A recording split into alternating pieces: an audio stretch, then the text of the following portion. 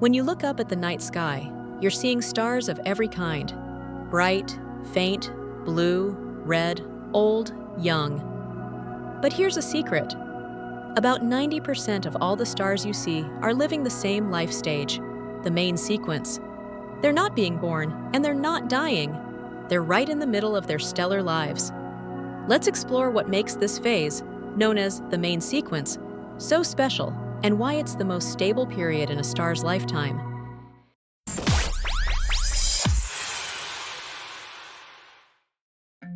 Every star begins inside a giant cloud of hydrogen gas and dust known as a nebula. Gravity slowly pulls this gas inward, forming a dense ball called a protostar. As the core of the protostar contracts, its temperature skyrockets. When it reaches about 10 million Kelvin, something extraordinary happens. Nuclear fusion ignites.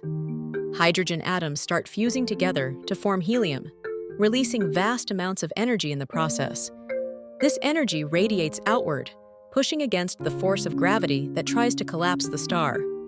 When those two forces, gravity pulling in and fusion pushing out, balance perfectly, the star becomes stable. And that's when it officially enters the main sequence phase. Think of a main sequence star as being in perfect balance. At its core, hydrogen is constantly being turned into helium. This nuclear fusion produces an incredible amount of energy, enough to counteract gravity's pull.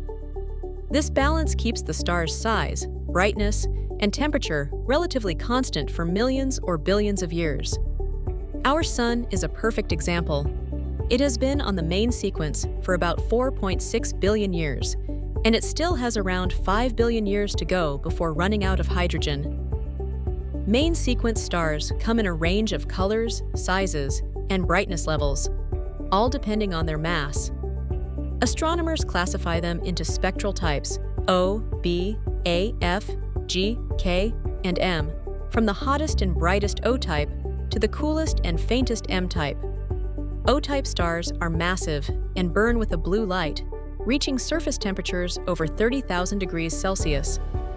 They shine millions of times brighter than the Sun, but live only a few million years.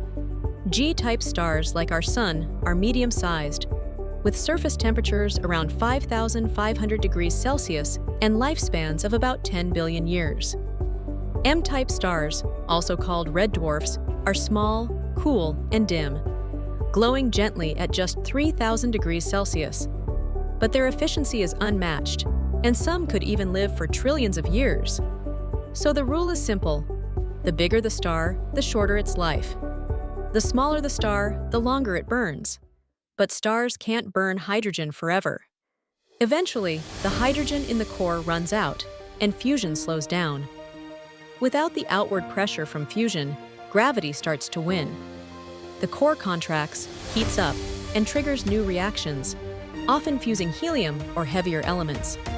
The outer layers expand dramatically, and the star transforms into a red giant or supergiant, depending on its mass. That marks the end of its calm and steady main sequence life, and the beginning of a far more dramatic roller coaster ride with supernovae, white dwarfs, neutron stars, and black holes.